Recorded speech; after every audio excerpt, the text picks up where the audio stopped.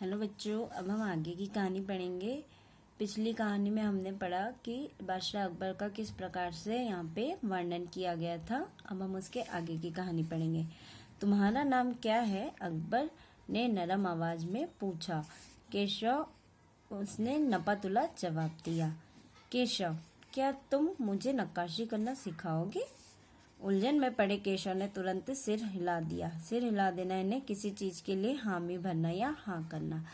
तो सबसे पहले जो अकबर थे उन्होंने नरम आवाज में धीरे से पूछा कि तुम्हारा नाम क्या है। तब केशव ने अपना नाम बताया कि मेरा नाम केशव है।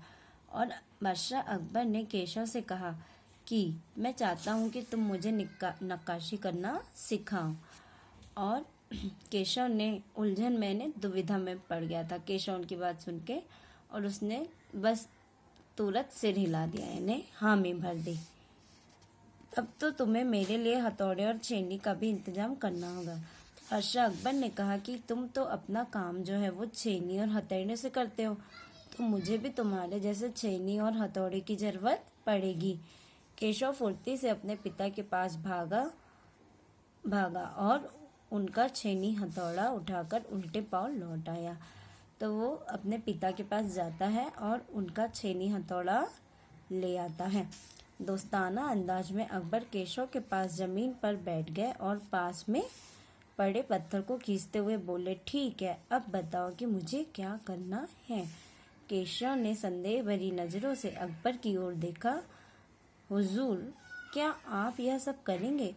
अब केशव को लग रहा था कि ये इतने बड़े राजा जो हैं वो क्या कारीगरी का काम सीखेंगे, तो उसे थोड़ा सा संकोच लग रहा था कि मैं इतने बड़े राजा को किस तरीके से कारीगरी के काम को सिखाऊं।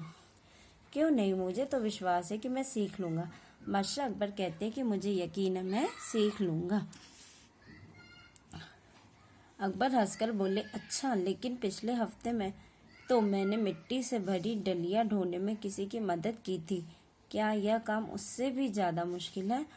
अब जो केशव है वो सोचता है कि इतने बड़े राजा जो है इस कार्य को कैसे कर पाएंगे। तो अकबर कहता है कि पिछले हफ्ते मैंने मिट्टी से भरी डलिया ढोने में एक इंसान की मदद की थी। तो वो कहता है कि जो बादशाह अकबर है वो कहते कि क्या यह काम उससे भी ज्यादा मुश्किल है?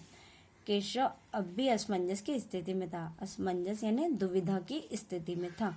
वह अकबर के पास बैठ गया और उन्हें छेनी पकड़ने का सही तरीका सिखाने लगा। क्योंकि इस कार्य को हथौड़ी और छेनी से किया जाता है, तो वह उन्हें छेनी पकड़ने का सही तरीका सिखलाता है। फिर जैसे कि केशव के पिता ने उसे सिखाया था, उसने कोयले के टुकड़े से पत्थर पर लकीरें खींचकर एक आसान सा नमूना बताया। और उसने क्या किया, एक कोयले का टुकड़ा लिया और पत्थर पर लकीरें खींची, यानी डिजाइन बनाने के लिए लकीरें खींची, और एक आसान सा नमूना यानी कि एग्जाम्पल बताया। और गंभीरता से कहा, देखिए, सिर्फ इन्हीं लकीरों को बहुत ध्यान से तराशना है। अकबर ने पत्थर पर छेनी रखी और जोर से हथौड़े से वार किया, जिससे कटाव ज्यादा गहरा न हो। फिर उसने बड़े ही अच्छे तरीके से अपने कार्य को अकबर को बताया कि किस तरीके से कार्य को किया जाता है। और उसने ये भी बताया कि जब हम किसी पत्थर पर या किसी भी लकड़ी पे सुंदर सी डिजाइन बनाते हैं तो हमें बहुत ही धीरे से हथौड़े से वार करना चाहिए, क्योंकि यदि हम थोड़ा भी कम ज़्यादा कर देते हैं तो वो जो डिज़ाइन है वो अच्छी उभर कर नहीं आती है।